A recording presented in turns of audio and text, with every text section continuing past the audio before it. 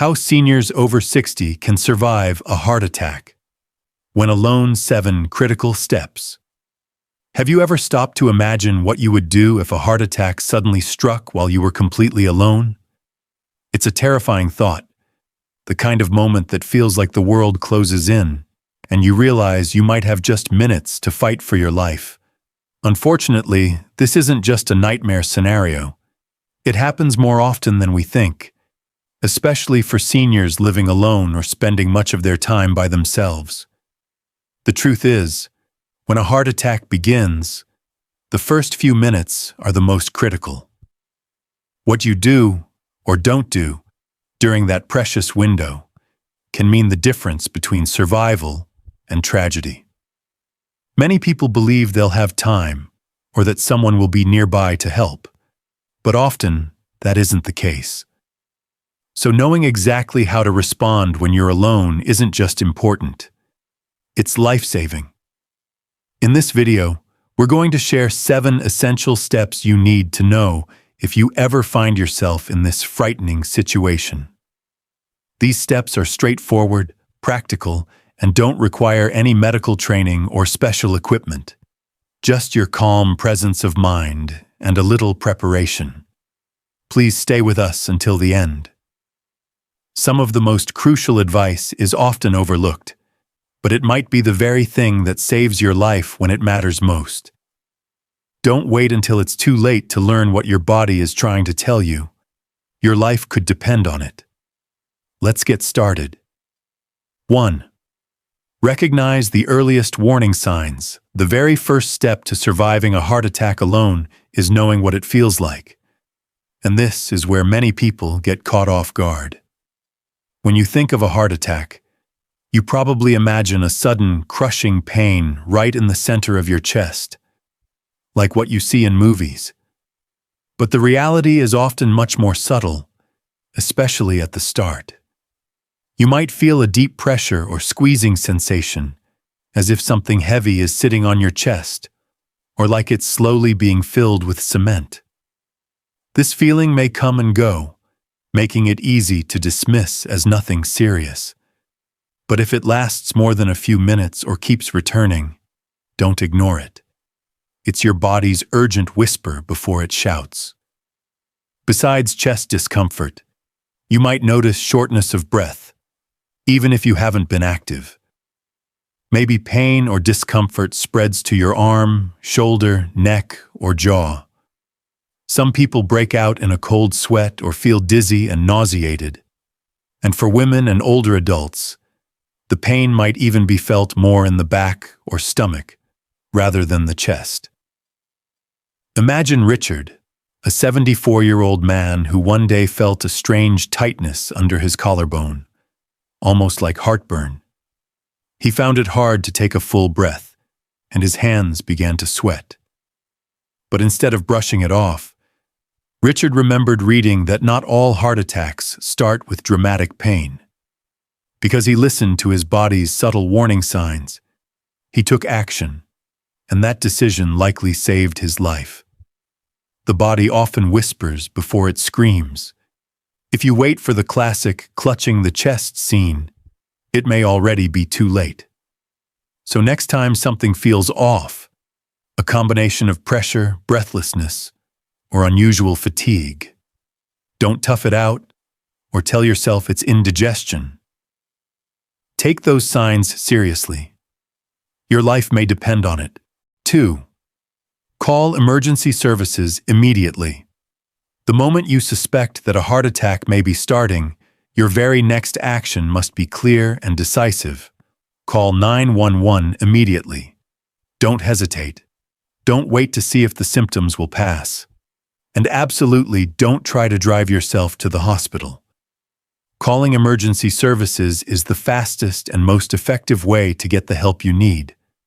Every minute that your heart muscle is starved of oxygen increases the damage it suffers. Paramedics are trained professionals who can begin life-saving treatment the moment they arrive.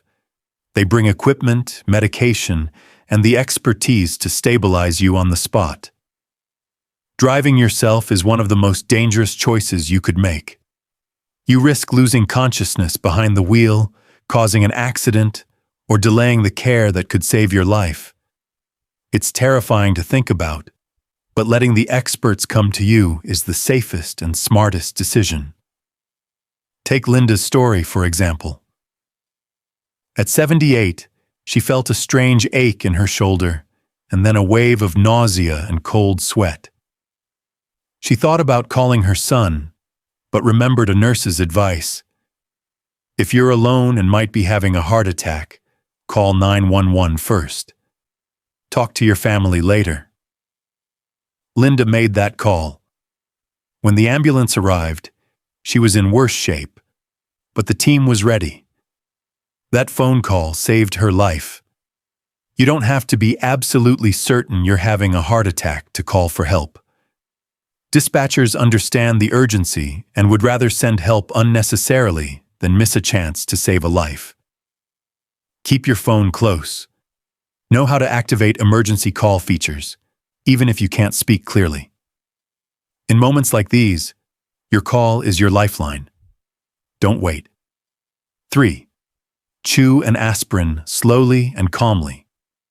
Once you've called emergency services, the next powerful step you can take is simple, but it can make a huge difference. Take an aspirin. But don't just swallow it whole. Chew it slowly and calmly, even if your hands are trembling.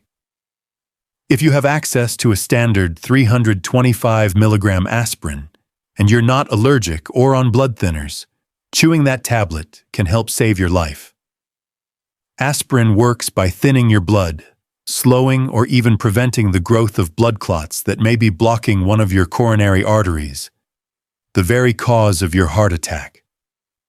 Chewing it allows the aspirin to enter your bloodstream faster than swallowing it whole, buying you precious minutes, sometimes enough to restore some blood flow before the paramedics arrive. It's important not to worry too much about taking aspirin on an empty stomach in this emergency. The risk of clotting far outweighs any discomfort. Avoid delayed-release aspirin if possible, but if that's all you have, chew it anyway. Speed matters. Think about Joe, a 72-year-old man who one morning felt a tightness spreading from his chest to his neck. He remembered having aspirin in the kitchen, chewed one slowly while waiting for help, and later learned from his cardiologist that this small act likely reduced damage to his heart muscle. If you live alone, make sure aspirin is easy to reach, maybe a nightstand, kitchen drawer, or even your wallet. Let your loved ones know where you keep it so they can help if needed. This simple pill, grounded in science and used by emergency responders worldwide, isn't just a tip. It's a proven intervention. In those critical first moments, it could mean the difference between walking out of the hospital or never making it there at all. 4. Sit or lie down to protect your heart.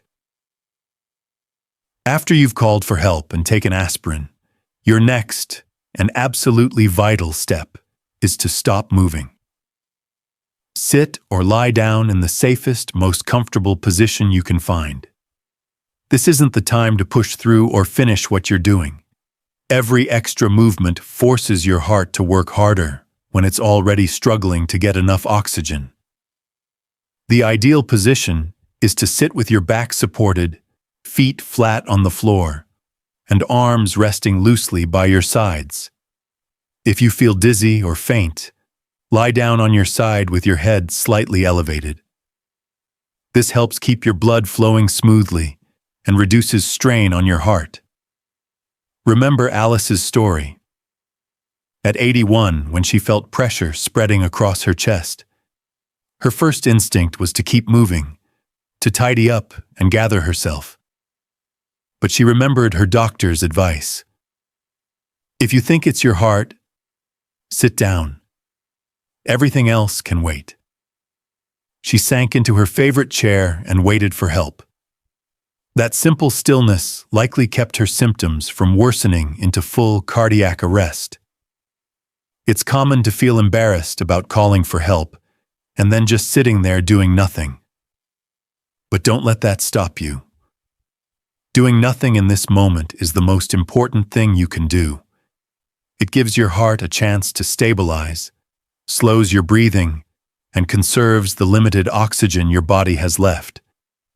So if you ever feel those warning signs, pressure, shortness of breath, dizziness, stop right where you are or move as little as possible. Sit or lie still, breathe slowly, and focus on just one job: surviving. 5. Unlock your door for emergency responders. If you still have enough strength after calling for help and settling down, one of the simplest yet most helpful things you can do is unlock your front door. It may seem like a small action, but in an emergency, every second counts, and a locked door can delay critical treatment when time is everything. Paramedics are trained to break in if necessary, but forced entry takes extra time, can cause damage, and might even startle or injure you if you're nearby. By unlocking your door in advance, you allow the emergency team to walk right in and begin care immediately. Those saved seconds could be life-saving minutes for your heart. Think ahead. Is your door easy to open from the inside? Do you live in an apartment or gated community? Do you have a spare key trusted to someone nearby? Having these plans in place before a crisis strikes can make all the difference. Paul, 76, who lives alone in a small condo, experienced this firsthand. When his symptoms started, he called 911, took aspirin, and unlocked his door, all within 2 minutes. The paramedics told him that simple step helped them reach him 30 seconds faster and spared them from breaking in. "That's the last thing I would have thought of," Paul said later. "But it may have saved my life." If walking to the door feels too risky, don't push it. Sit down, focus on your breathing, and stay as calm as possible. But if you're close and steady enough, unlocking the door is a small act of preparation that tells the rescuers you're ready and waiting. Consider smart locks with remote access or a medical lockbox for your key if you live alone or have mobility challenges. It's a little peace of mind that can save precious time when every second counts. 6. Use your phone's speaker or medical ID features while waiting alone during a heart attack. Your phone becomes more than just a communication device. It becomes your lifeline. One of the smartest things you can do is switch your call to speakerphone when talking to emergency responders. Using speakerphone frees your hands, so you don't have to clutch the phone tightly or hold it to your ear, which can make breathing harder when you're already struggling. It also allows the dispatcher to hear you more clearly if your voice becomes weak or if you suddenly can't speak. They can listen to your breathing, movements, and even your tone of voice to better assess your condition. Beyond that, every smartphone today has a vital feature: the Emergency Medical ID. This holds critical information like your age, allergies, medications, and medical conditions. On iPhones, it's accessible right from the lock screen. Android phones have similar functions. If you become unconscious before help arrives, this information can guide paramedics on the spot and help them avoid treatments that could harm you. Take Susan's story. She passed out just before paramedics arrived. Thanks to her medical ID, they immediately knew she was diabetic and allergic to penicillin. That knowledge saved her from receiving harmful medication and allowed them to contact her daughter quickly. Setting up your medical ID takes less than 5 minutes, but lasts forever. Include your name, birth date, major health conditions, medications, allergies, and emergency contacts. It's not just for tech-savvy people. It's for anyone who might one day need help when they can't speak for themselves. So, if you ever feel the first signs of a heart attack, use your phone's speakerphone. Stay connected. Trust the person on the other end, and let their calm voice guide you through until help arrives. And if you lose the ability to speak, your phone may still speak for you. 7. Slow your breath to steady your heart. In the middle of a heart attack, it's easy to feel panic rising. Your chest tightens, your thoughts race, and every second feels louder and more terrifying than the last. But amidst all this fear, there's one powerful tool you still have: your breath. Controlled breathing won't cure the heart attack itself, but it can calm your nervous system just enough to give your heart a fighting chance. Panic causes your heart to beat faster and harder, which can worsen the damage and increase the risk of dangerous heart rhythms. Try this simple breathing exercise. Breathe in slowly through your nose for about 4 seconds. Hold the breath for a moment, then exhale gently through your mouth for 6 seconds. Repeat this rhythm. Focusing on your breath gives your body something steady to hold on to and helps slow your heart rate. Frank, 83, experienced this firsthand. When his pain began, he felt like he was drowning in fear. But he remembered a breathing technique his doctor taught him and focused on each breath. He stayed calm and still until the paramedics arrived. His heart was still unstable but hadn't gone into full arrest. You can practice this breathing anytime, when resting, feeling anxious, or even watching TV. The more familiar it feels, the more instinctively your body will return to it when the stakes are high. Your breath won't fix blocked arteries, but it can buy you crucial time. It helps keep oxygen flowing and your heart steady when every second counts. Remember, stay still, stay calm, stay alive. Surviving a heart attack alone isn't a matter of luck. It's about preparation, awareness, and calm, deliberate action. These 7 simple steps, recognizing the warning signs, calling for help immediately, chewing aspirin, resting your body, unlocking your door, using your phone wisely, and controlling your breath, together form a powerful chain that can save your life. Each step buys you precious time. Each step gives you a little more control when it feels like everything is slipping away. And most importantly, each step reminds you that even when you're alone, you are not powerless. Heart attacks can feel like the most frightening kind of solitude, but with this knowledge, you have tools, you have a plan, and you have a chance. Take a moment now to think about which step stood out most to you. Maybe it's something you hadn't considered before, or a new way of looking at an old idea. Whatever it is, I encourage you to not only remember it, but share it with someone you care about. You might just save their life someday, maybe even your own. Thank you for joining me today. Your thoughts matter. Please leave a comment below sharing one thing you learned and how you plan to use it. If you found this video helpful, don't forget to like, subscribe, and share.